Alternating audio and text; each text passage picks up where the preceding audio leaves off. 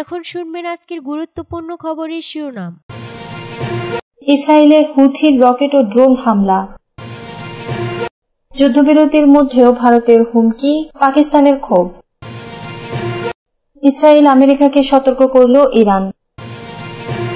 জেরুজালেমে প্রায় 500 বছরের পুরনো মাজার দখল করে বাড়িতে রূপান্তর করেছেন এক ইসরায়েলি। গাজায় অনাহারে মারা যাচ্ছে শিশু ও বৃদ্ধারা, 2 দিনে 29 জনের মৃত্যু।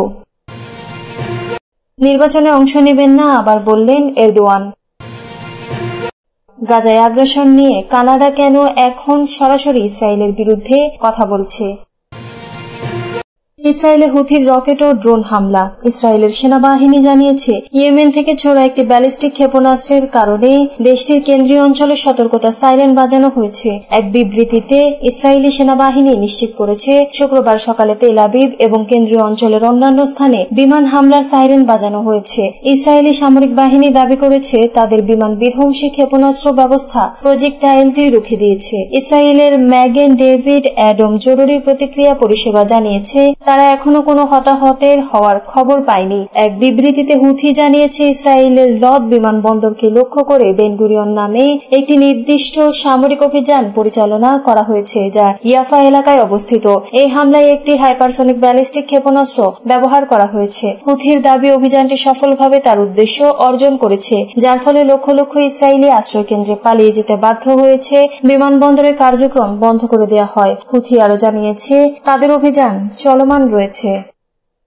যুদ্ধবিরতির মধ্যেও ভারতের হুমকি, পাকিস্তানের ক্ষোভ।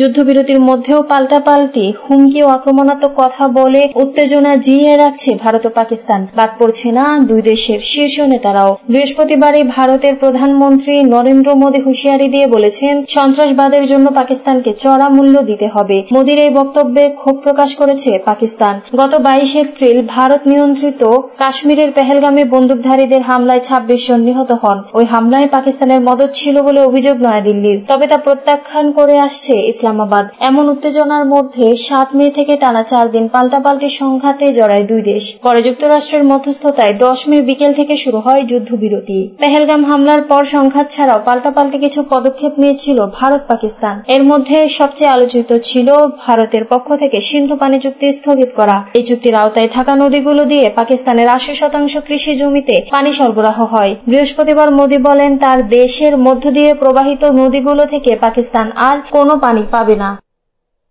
ইসরায়েল আমেরিকাকে সতর্ক করল ইরান। ইসরায়েল যদি ইরানের পারমাণবিক স্থাপনাগুলোর উপর হামলা চালায় তাহলে যুক্তরাষ্ট্র এর আইনি দায় বহন করবে। বৃহস্পতিবার এমন সতর্কতা বার্তা দিয়েছেন ইরানের পররাষ্ট্রমন্ত্রী আব্বাস আরাকচি। এই মন্তব্য আসে CNN এর একটি প্রতিবেদনের পর, যেখানে বলা হয় ইসরায়েল হয়তো ইরানের বিরুদ্ধে সামরিক হামলার প্রস্তুতি নিচ্ছে। যুক্তরাষ্ট্র ইসরায়েলের সবচেয়ে ঘনিষ্ঠ মিত্র। এদিকে যুক্তরাষ্ট্র ইরানের সঙ্গে রোমে আজ শুক্রবার পারমাণবিক আলোচনার 5ম দফা শুরু করবে। তবে ইউরেনিয়াম সমৃদ্ধকরণ ইস্যুতে তীব্র মতবিরোধ রয়েছে। যুক্তরাষ্ট্রের দাবি এই সমৃদ্ধকরণ পারমাণবিক বোমা তৈরির পথ খুলে দিতে পারে, যদিও ইরান এই অভিযোগ প্রত্যাখ্যান করেছে। CNN তাদের প্রতিবেদনে গোয়েন্দা সূত্রের বরাতে জানায় ইসরায়েল এখনো হামলার বিষয়ে চূড়ান্ত সিদ্ধান্ত নেয়নি এবং মার্কিন কর্মকর্তারা এ নিয়ে বিভক্ত মত পোষণ করেছেন। এক চিঠিতে জাতিসংঘ মহাসচিব অ্যান্তোনিও গুতেরেসকে উদ্দেশ্য করে আরাকচি বলেন ইসরায়েলের যে কোনো দুঃসাহসিক কর্মকাণ্ডের বিরুদ্ধে ইরান কঠোর প্রতিক্রিয়া জানাবে এবং এই অবৈধ কাজের জন্য যুক্তরাষ্ট্রকেও অংশীদার হিসেবে বিবেচনা করা হবে।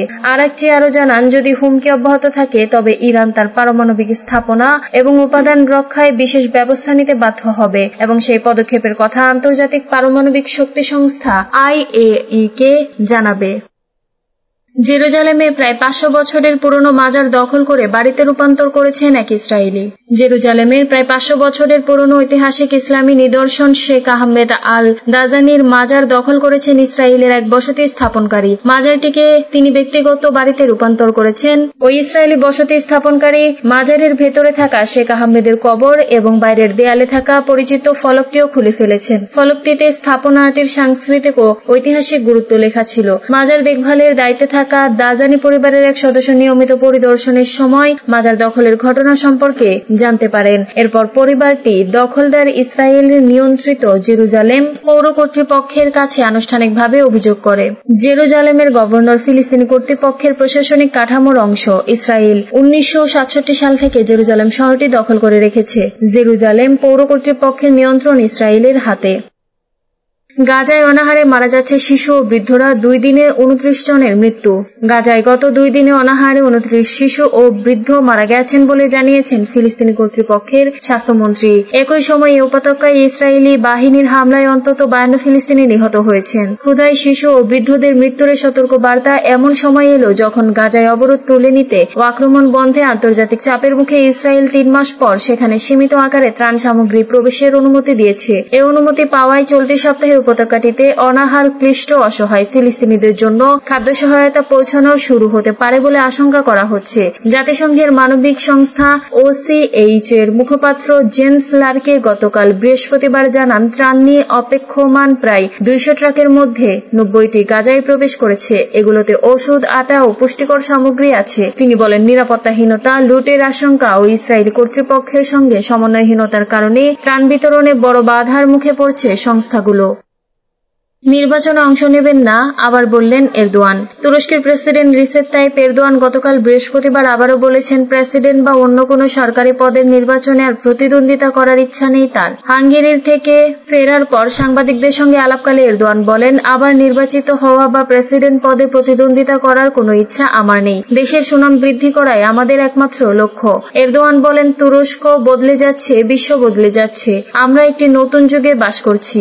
আপনারা কি মনে করেন দ্রুত পরিবর্তনশীল এই পৃথিবীতে তুরস্কের সেই পুরনো সংবিধান দিয়ে আমরা কিছু অর্জন করতে পারবো, যা অভ্যুত্থানের সময় তৈরি এবং অভ্যুত্থানবাদী মনোভাব ধারণ করে? প্রধানমন্ত্রী বা প্রেসিডেন্ট হিসেবে প্রায় 25 বছর ধরে তুরস্কের ক্ষমতায় রয়েছেন এরদোয়ান। বিরোধী দলকে সংবিধান পরিবর্তনে সহযোগিতা করারও আহ্বান জানান এরদোয়ান। তিনি বলেন, অভ্যুত্থানবাদীদের লেখা সংবিধান নিয়ে তুরস্ক আর এগিয়ে যেতে পারবে না। আমাদের এমন একটি সংবিধান দরকার যা প্রস্তাব করবে সাধারণ জনগণ, অভ্যুত্থানকারী নয়। গাজায় আগ্রাসন নিয়ে কানাডা কেন এখন সরাসরি ইসরায়েলের বিরুদ্ধে কথা বলছে? ফিলিস্তিনের গাজা ও অধিকৃত পশ্চিম তীরে ইসরায়েলের কর্মকাণ্ডের নিন্দা জানিয়ে সম্প্রতি ইউরোপের 2টি দেশের সঙ্গে যৌথ বিবৃতি দিয়েছে কানাডা। দেশটির এই বিবৃতি ইসরায়েল প্রশ্নে নতুন সরকারের অবস্থান পরিবর্তনের ইঙ্গিত দিচ্ছে। 2023 সালের 7 অক্টোবরে হামাসের নেতৃত্বে দক্ষিণ ইসরায়েলে হামলার জবাবে ইসরায়েলি প্রধানমন্ত্রী বেনিয়ামিন নেতানিয়াহুর প্রতিক্রিয়াকে অতিমাত্রায় অসম, জঘন্য বলে যৌথ বিবৃতিতে উল্লেখ করা হয়েছে। ইসরায়েল এখন পর্যন্ত গাজায় প্রায় 54,000 ফিলিস্তিনিকে হত্যা করেছে। চিকিৎসা বিষয়ক সাময়িকী দ্য ল্যান্সেটের প্রতিবেদনে উল্লেখ করা হয়েছে, এই সংখ্যার বাইরে আরও অনেক ফিলিস্তিনি রয়ে গেছেন। সুতরাং গাজায় নিহত মানুষের সংখ্যা আরও বাড়তে পারে। এই 3 দেশের বিবৃতিতে বলা হয়েছে, তারা গাজা পরিস্থিতি নিয়ে চুপ করে থাকবে না এবং পশ্চিম তীরে বসতি স্থাপনকারী ইসরায়েলি দখলদারদের হামলা ও ফিলিস্তিনি বাড়িঘর ধ্বংসের প্রতিক্রিয়ায় সুনির্দিষ্ট নিষেধাজ্ঞা সহ আরও পদক্ষেপ নিতে পিছপা হবে না। 3 দেশের এই বিবৃতি নিয়ে হামাস প্রতিক্রিয়া জানিয়েছে, তারা এটিকে আন্তর্জাতিক আইনের নীতিমালা পুনরুদ্ধারের পথে একটি গুরুত্বপূর্ণ পদক্ষেপ বলে উল্লেখ করেছে। হামাস বলেছে, এই নীতিমালা নেতানিয়াহুর সন্ত্রাসী সরকার অগ্রাহ্য করে যাচ্ছে।